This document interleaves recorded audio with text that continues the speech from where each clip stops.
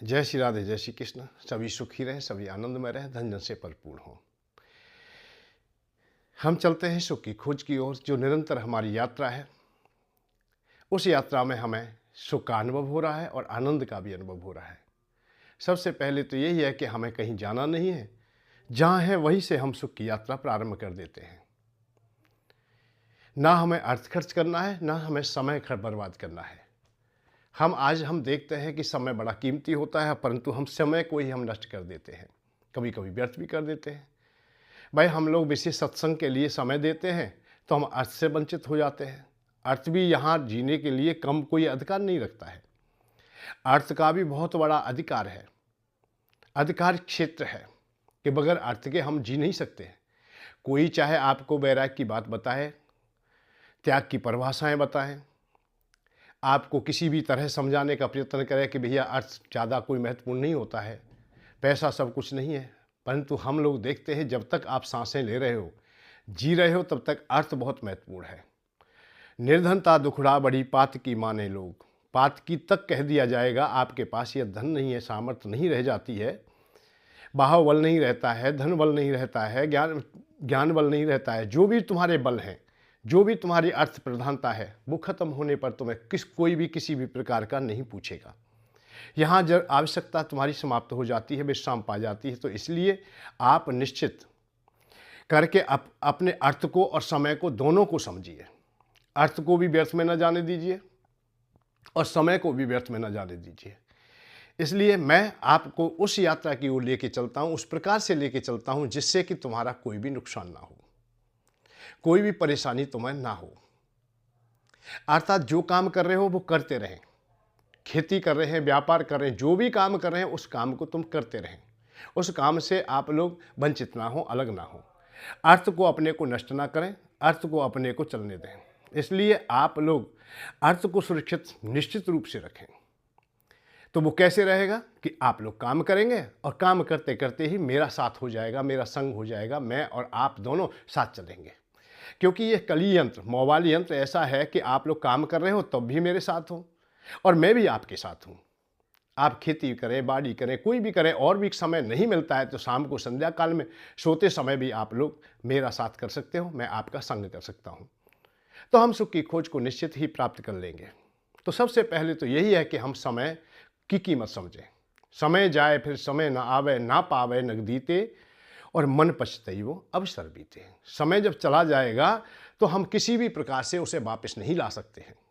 आता नहीं दोबारा गुजरा हुआ जमाना। ये जमाना जब चला जाएगा, ये समय चला जाएगा, तो पछताने के अलावा हमारे पास कोई भी शेष भाग ना रहेगा, केवल पछताना रह जाएगा। मन पछतई वो अवसर बीते, अवसर बीत जाता है। तो इसलिए समय की कीमत निश्चित समझें और आज ही इसी समय हमें सुख की खोज की ओर चलना है। आप लोग मन में ये सोचते होंगे कि महाराज जी सुख की खोज की बात क्यों करते हैं। मैं सुख की खोज की इसलिए करता हूं कि रजोगुणी हमारी देह है और रजोगुण ही सुख है, और हर प्राणी सुख ही चाहता है और कुछ चाहता ही नहीं है। मोक्ष तो हम वैसे ही कहते हैं, मोक्ष तो हारे का है, हम टूट चुके हैं, हम किसी भी काम के ना रहे, हम मोक्ष की बात करते हैं, जबकि मोक्ष की बात ही नहीं है। मोक्ष तो भगवान के पास स्वतः प्राप्त है हमें। हम जब जीवन नहीं पाया था तब भी हमें मोक्ष था, और यह सृष्टि क्रम भी एक ना एक दिन बंद हो जाएगा, अर्थात विश्राम पाएगा, उस समय हमें मोक्ष तो फिर भी मिल जाएगा। भगवान चाहते हैं कि इस प्रकृति में आप लोग उनकी जो परंपराएं हैं, उनकी जो इच्छाएं हैं, उनके अनुसार आप लोग जीवन जिए, आप उनके अनुसार चलें और सुखी जीवन करें। भगवान का जो काम है उसमें सहयोग करें, धर्म के कार्य करें, समाज के कार्य करें, देश के कार्य करें, मानवता के कार्य करें। भगवान चाहते हैं वही काम करें। धर्म की स्थापना के लिए भगवान यदा कदा आते भी रहते हैं। कब? जब धर्म में अधर्म सम्मिलित हो जाता है, जब उनके भेजे हुए दूत उनको पूर्ण नहीं कर पाते, उनके कारीगर काम नहीं कर पाते, संत महात्मा या महान पुरुष लोग समुचित व्यवस्था नहीं कर पाते, तब भगवान अंत में स्वयं आते हैं। धर्म संस्थापनार्थाय संभवामि युगे युगे। जब जब धर्म की हानि होती है तब तक भगवान आते हैं यहाँ। जब जब धर्म की हानि हुई है तब तक भगवान ने अपने देह को भी यहाँ मानव देहों में परिणत करके हमको धर्म सिखाया है, हमें मानवता दी है। तो हम मानवता को पहले ही धारण करें, सबसे पहले मानव ही बन जाए हम लोग, और कुछ करें ही नहीं। हम ना त्यागी बने, ना ज्ञानी बने, ना बैरागी बने, हम केवल मानव बन जाएं। मानव ये है कि परहित सरिस धर्म नहीं भाई। हमारा धर्म श्रेष्ठ तब हो जाता है जब हम परहित के लिए जीना प्रारंभ कर दें। हम दूसरों को भी सुखी देखना चाहें, कीट पतंग पशु पक्षी सबके लिए हित में जिए हम लोग। हम किसी वृक्ष से एक पत्ता भी तोड़ रहे हैं तो हमें ये सोचना चाहिए कि हम ये पत्ता क्यों तोड़ रहे हैं। हमने बहुत लोग देखे चल रहे हैं, उपवन में घूम रहे हैं, बाग में घूम रहे हैं, और व्यर्थ में ही हाथ आगे डाला, डाली तोड़ ली, पत्ता तोड़ लिया, फूल तोड़ लिया। उनको भी इच्छा थी कि वो लंबे समय तक जिए, परंतु हमने नहीं जीने दिया। और हमें पता भी नहीं, स्वाभाविक ही हमारा गुण बन गया है कि पापाचार में सम्मिलित हो गए। हम पत्ती तोड़ लेते हैं, हमें दुख भी नहीं होता है। हम पुष्प तोड़ लेते हैं, हमें दुख भी नहीं होता है। ऐसे हम कीट पतंगों पशु पक्षियों का भी वध कर देते हैं, फिर भी हम लोगों को कोई पश्चाताप नहीं होता है। कितने लोग हैं जो मांसाहारी हैं, निरंतर जीवों की हत्या करते हैं, पर उन्हें पश्चाताप भी नहीं होता है। तो ये अज्ञानता में हम लोग डूब जाते हैं, और ऐसे डूब जाते हैं कि पुनः हम वापस नहीं हो पाते। तो सबसे पहले यहाँ मानवता को अपनाएं कि मानव बन जाए। हम मानव बन जाएंगे तो सब कुछ हो जाएगा। और एक बात और बताए तुम्हें, ये नहीं कि आप मानव हो, दो पैरों से चलने वाले यंत्र हो तुम, और मानव हो गए हम लोग। नहीं नहीं, ऐसा नहीं।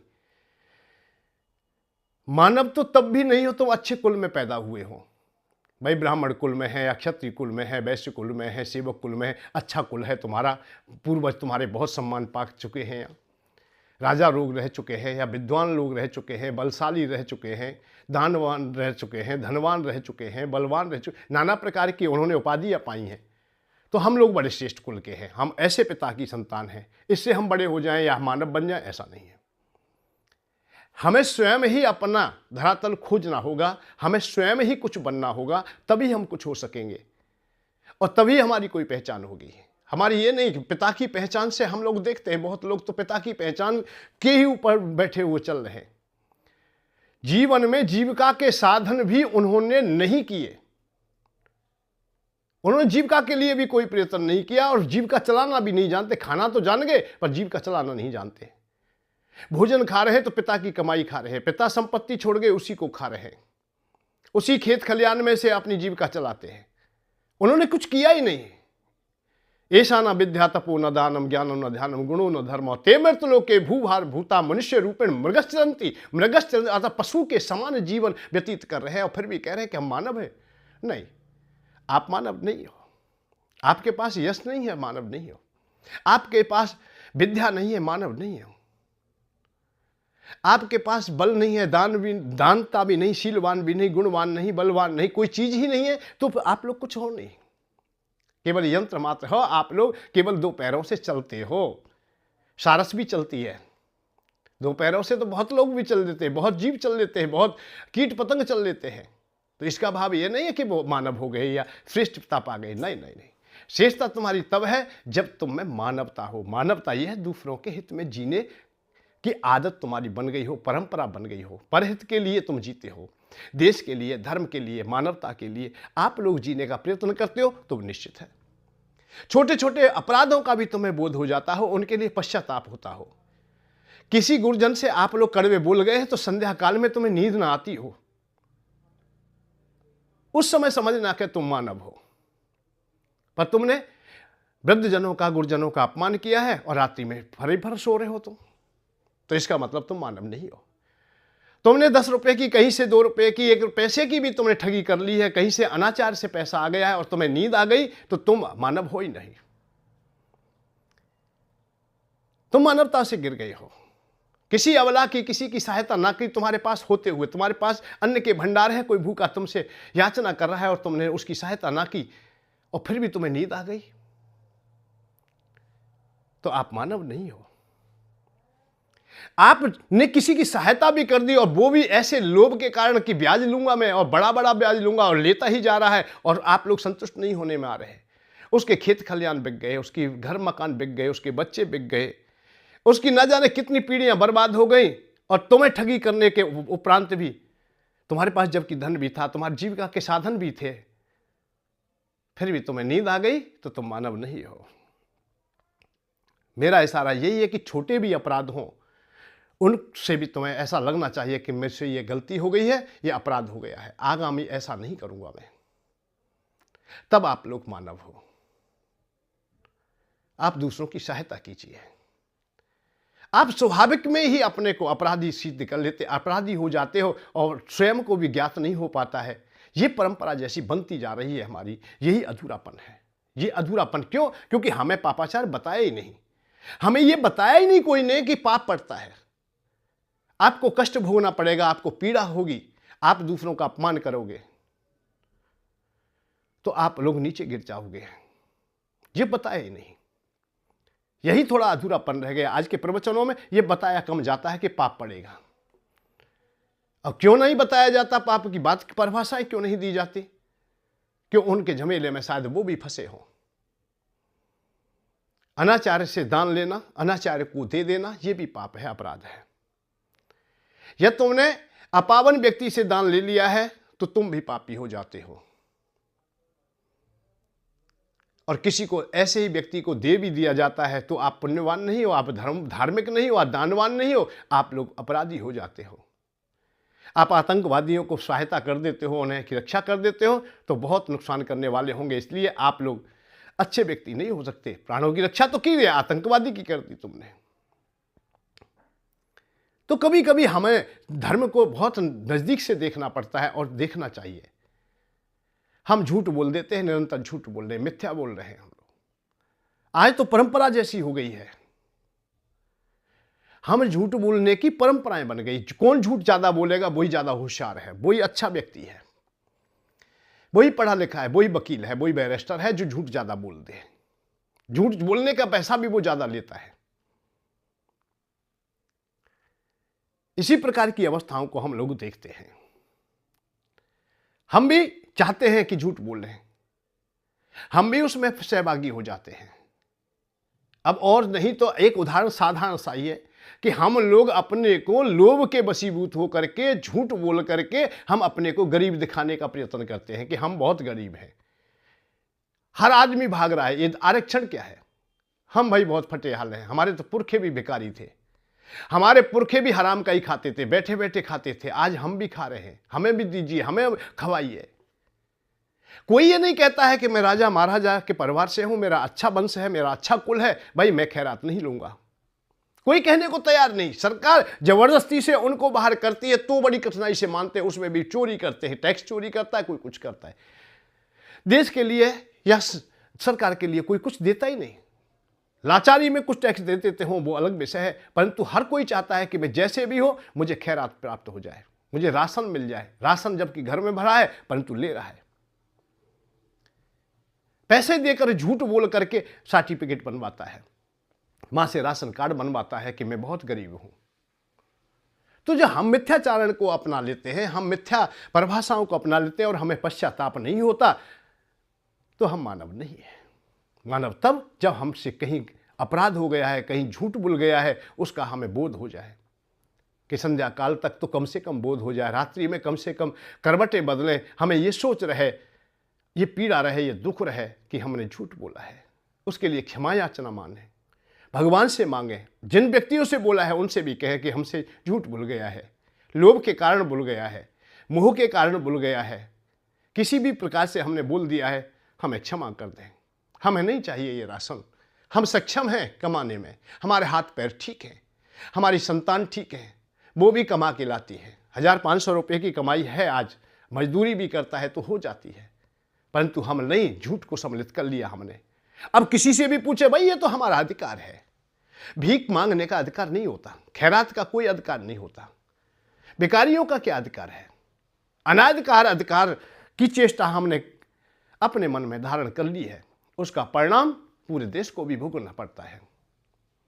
तो हम वाणी में हमें यह बता ही नहीं गया कि जबकि शास्त्रों में कहा है, महाभारत में स्पष्ट कहा गया है कि राजा का अर्थ नहीं खाना चाहिए, अर्थात राजा की सहायता, अर्थात राजा का अन्न नहीं खाना चाहिए। यदि खाते हो तो तुम्हारे तप नष्ट हो जाता है, तुम्हारी तपस्या नष्ट हो जाती है, तुम्हारी मानवता खत्म हो जाती है।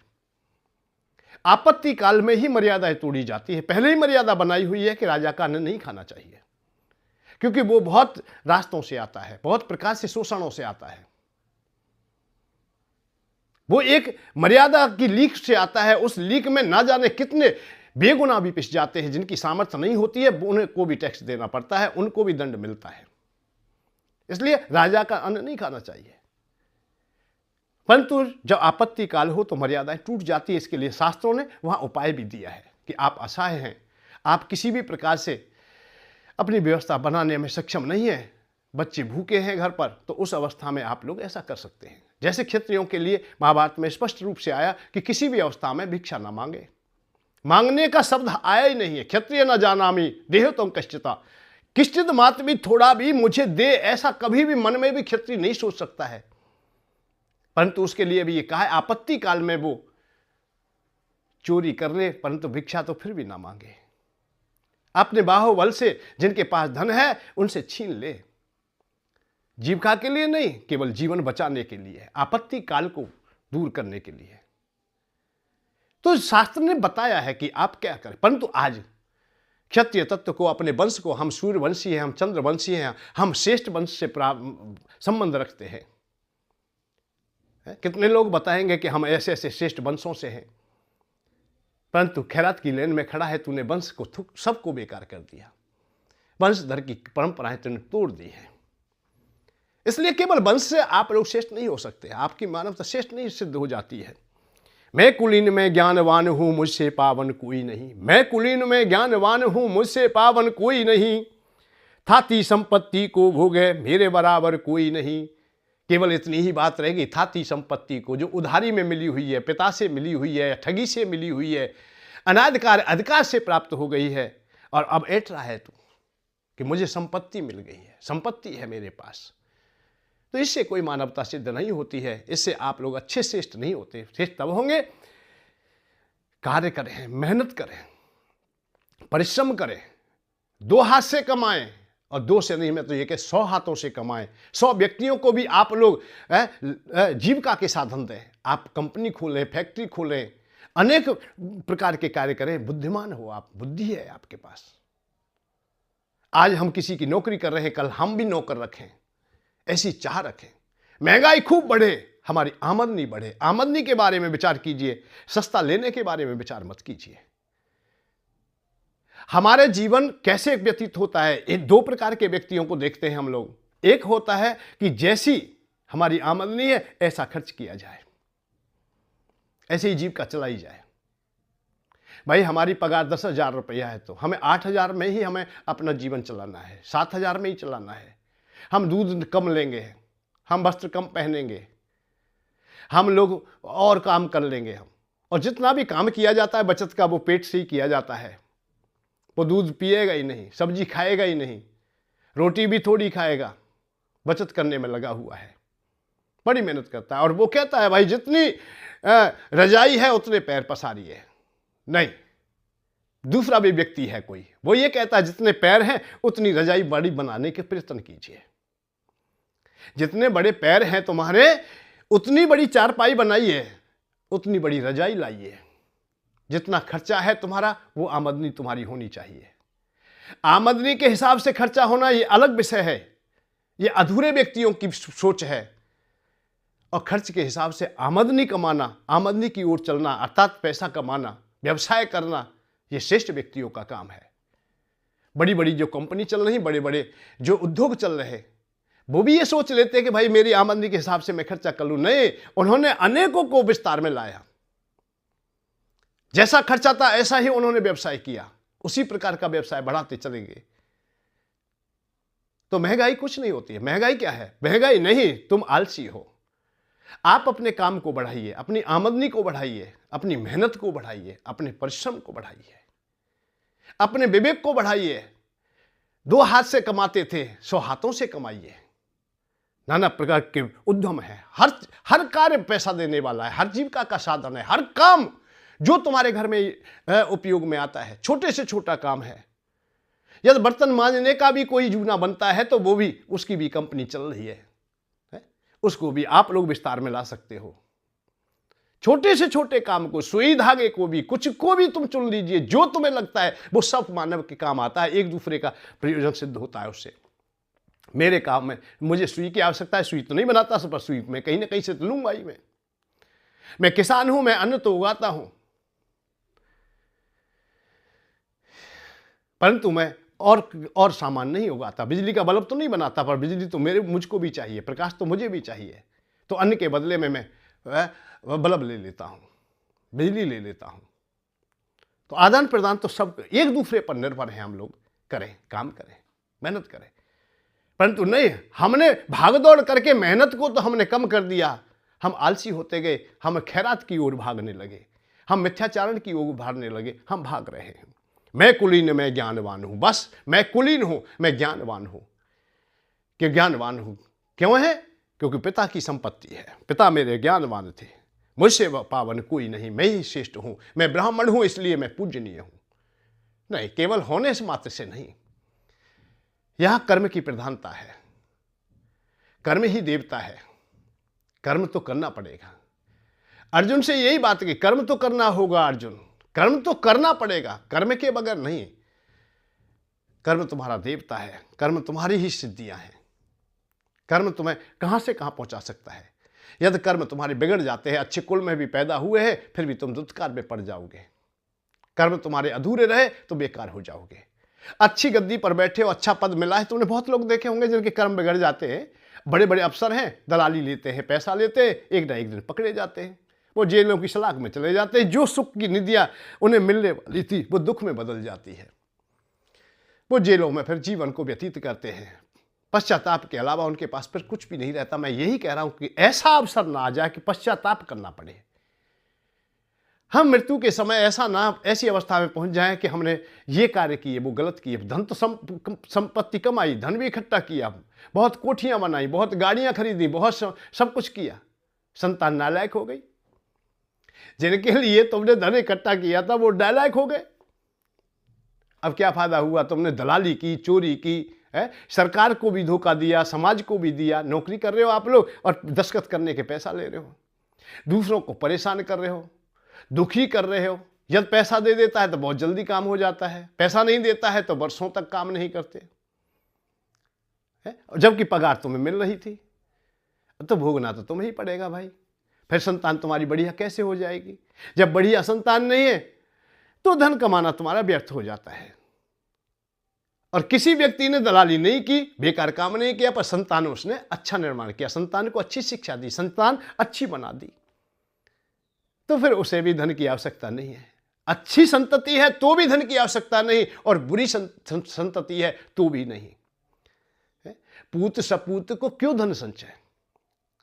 पूत सुपुत्र है तुम्हारा, अच्छा है, तो उसके लिए धन की आवश्यकता ही नहीं।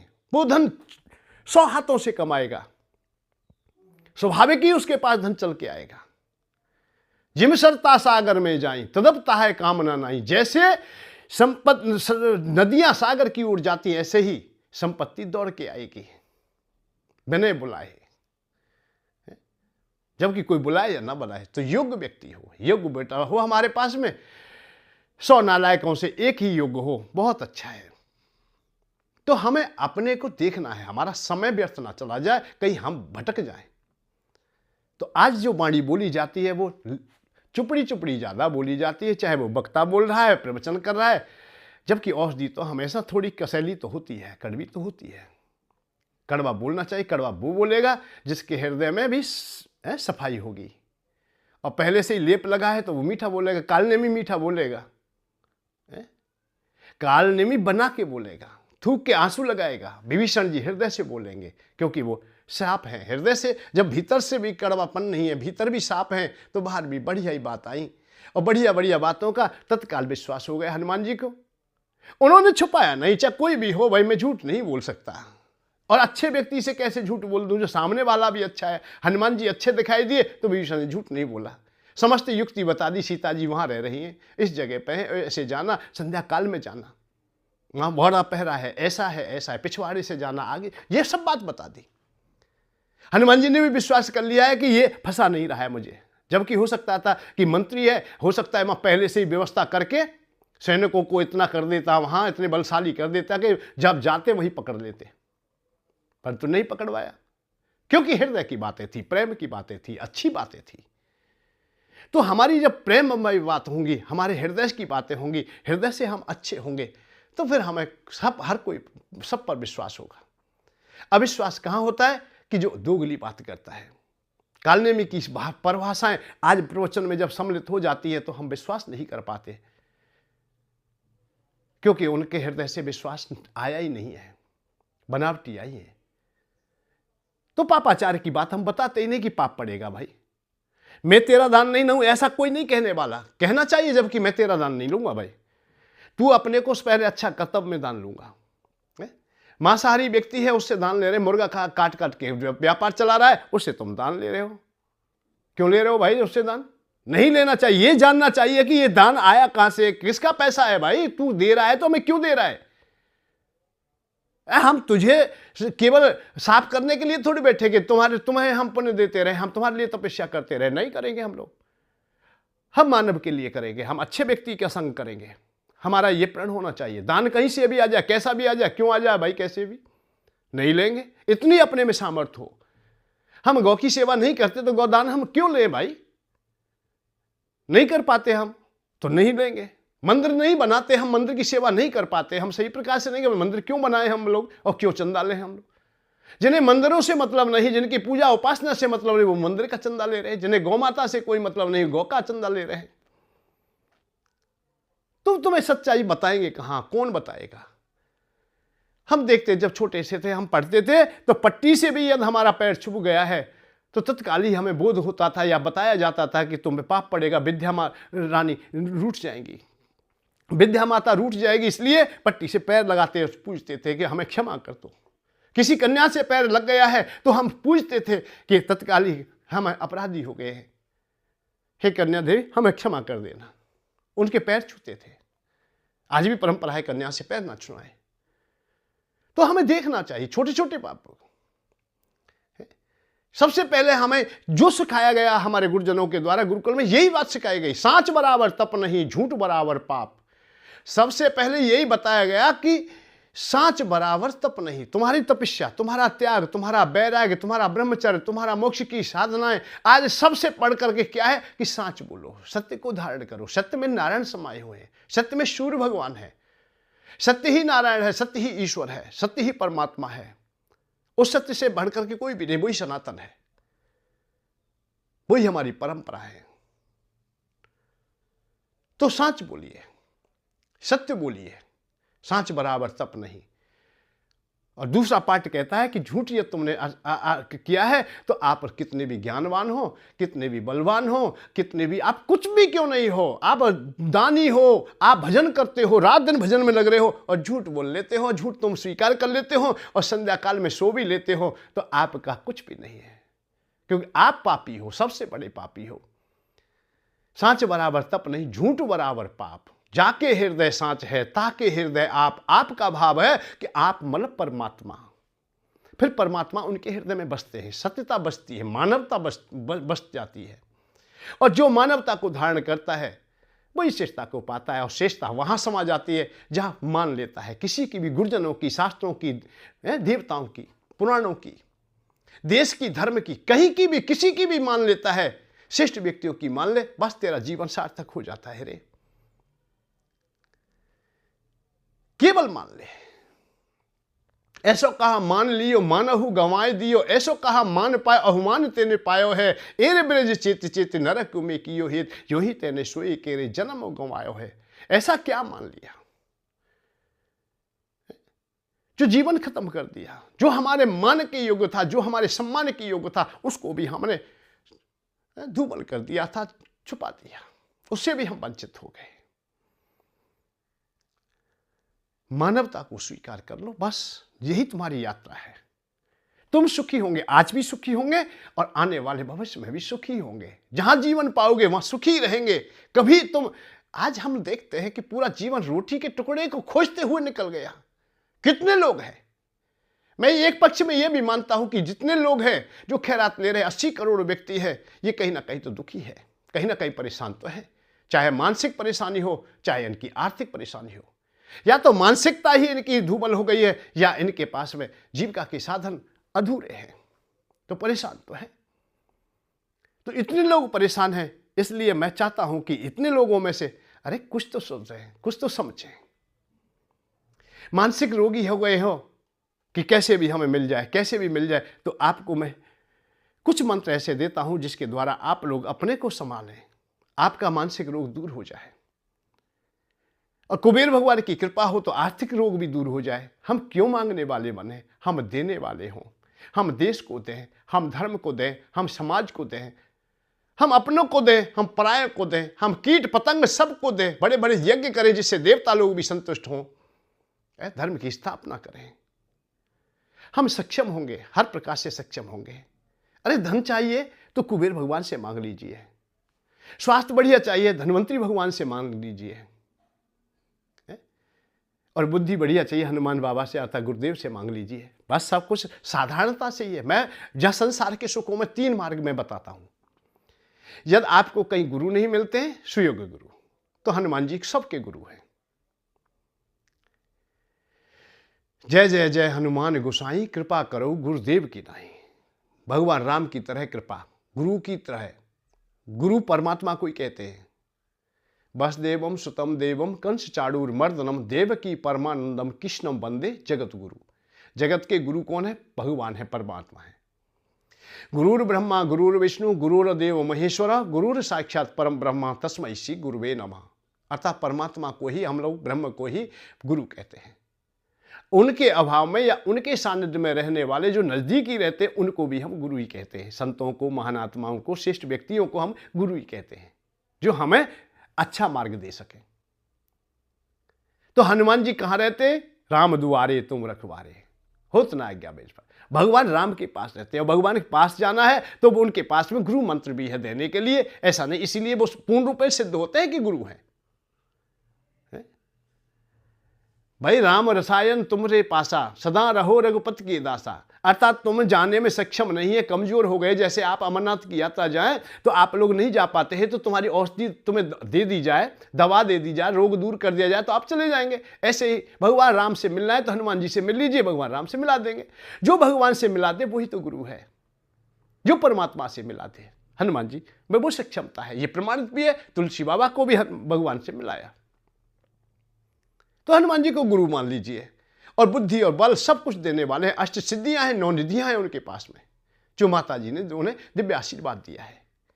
दूसरा, हमें संपत्ति चाहिए यहां, तो कुबेर भगवान की उपासना कर लें। देवताओं की उपासना से हमें सब कुछ मिल जाता है, देवता जल्दी खुश होते हैं। दूसरा, हमें स्वास्थ्य बढ़िया चाहिए कि भाई शरीर है हमारे पास है। पहला सुख निरोगी काया, दूसरा सुख घर में हो माया। तो माया भी चाहिए हमें, काया भी चाहिए। तो धन्वंतरी भगवान की पूजा उपासना करें। परंतु हम लोग अब देखते हैं परंपराओं में हम ऐसी चर्चाएं कर लेते हैं कि यहां तो नाम आता ही नहीं, कुबेर जी का कोई नाम लेता ही नहीं, धन्वंतरी भगवान का नाम लेता ही नहीं, उन रास्तों को बताते ही नहीं। हमें परम ब्रह्म से नीचे कोई उतार के लाता नहीं, और वो नहीं उतार के लाता है जो कभी जाना नहीं चाहता। वो बैराग की बात बताता है जिसे बैराग्य कभी लेना ही नहीं है, जो लोभी है, लालची है, जो आश्रम पर आश्रम बनाने की कामना रखता है, धन इतना कमाता है कि कोई सीमा नहीं, धन का वो कोई अंत करता ही नहीं। मर जाए चाहे 100 जन्म में उसे मिल जाए, परंतु उसकी इच्छा की पूर्ति नहीं हो रही। वो त्यागी महाराज त्याग के प्रवचन कर रहे हैं। वो बैराग की बात बता रहा है, वो ब्रह्मज्ञान की बात बता रहा है। इसलिए वो अधूरे है। इसलिए हनुमान जी को गुरु मानिए और आप लोग सुतंत्र हो जाइए। ये पार्टियों में फंस करके जीवन को बर्बाद ना करें। जैसे राजनीतिक पार्टी है ऐसी धार्मिक पार्टियां हैं, बहुत मत हैं, बहुत पंथ हैं। आज से 2000 साल पहले सनातन धर्म के अलावा कुछ भी नहीं था। आप लोग लगा दे खूब, ना ईसाई था, ना मुसलमान था, ना और थे, ना जैन थे, ना तो कोई था ही नहीं। केवल सनातन धर्म सदैव चले आता, वर्ण व्यवस्था के अनुसार बहुत अच्छा चल रहा था। आज तो उनकी बात नहीं है। सनातन धर्म में ही ना जाने कितने पंथ प्रारंभ हो रहे हैं, कितने संप्रदाय प्रारंभ हो रही हैं। कृष्ण भगवान की पूजा की पद्धति में अनेकों मार्ग से पूज रहे हैं। भगवान राम के भी अनेकों हो गए, और राम भगवान ही, जबकि मैं ऐसे नहीं मानता, मैं ऐसे नहीं मानता, और लड़ने को तैयार है। एक दूसरे से तिलक लगाने पर भी लड़ने को तैयार है, मंत्र जाप करने में भी लड़ने को तैयार है। ऐसे द्वंद्वों को छोड़िए, सीधे सीधे हनुमान जी से बढ़ करके कोई गुरु सिद्ध होता ही नहीं। मेरे तो भैया हनुमान जी गुरु है। मैंने बहुत देखा है, इस दुनिया को बहुत टटोल के देखा। मैं चर्म देह वाले गुरुओं की शरण में भी गया हूं। ऐसा नहीं है कि मैंने नहीं धारण किया, परंतु वहां बहुत त्रुटियां मिली। गुरु बैराग की बात बता रहा है पर संतोषी नहीं है। गुरु ब्रह्मचर्य की बात बता रहा है पर संयम ही नहीं है। गुरु मुक्ति की बात बता रहा है पर बंधन से मुक्त नहीं है। मुझे अरुचि हो गई, नहीं, जहां शांति का मार्ग मिले नहीं, मैं अपने जीवन को क्यों बर्बाद करूं इन झमेलों में पड़ के। सीधे सीधे मुझे परम गुरु की प्राप्ति हुई, आनंद आया, आज मैं परम सुखी हूं, परम आनंद हूं। सुखी भयो ना आज की नहीं, सुखी भयो ना अबहु की नहीं, आज मैं सुखी हूं, परम आनंद मुझे अनुभव होता है। मैं शांत रहता हूं, सहज होता हूं, स्पष्टता हृदय में रहती है, कोई छुपाव नहीं। अपने गुरु के लिए, अपने प्रभु के लिए, अपने देश के लिए, धर्म के लिए हर कार्य करने के लिए मैं तैयार होता हूं, जो अनुकूल होता है शास्त्रों के अनुसार और मेरी गुरु की आज्ञा जो मुझे मिलती है उसके अनुसार। तो आप सुखी होइए। सुखी होने का तरीका कुछ सीखिए, जल्दी से जल्दी अपनाइए, क्योंकि ये जीवन बहुत कीमती है। मन पछतैवो अवसर बीते, बुझ न सकेगी काम की अग्नि, विषय भोग बहु गीते, मन पछतैवो अवसर बीते। अब अनुराग जाग जड़, अब रघुनाथ जड़, त्याग दुराशा जीते, मन पछतैवो अवसर बीते। आज ही जो कुछ करना है वो आज करना है, कल के लिए नहीं छोड़ना है। इसी यात्रा में निरंतरता आप बनाए रखेंगे। जय श्री राधे, जय श्री कृष्ण। हम पुनः कल चलेंगे। जय श्री राधे, जय श्री कृष्ण।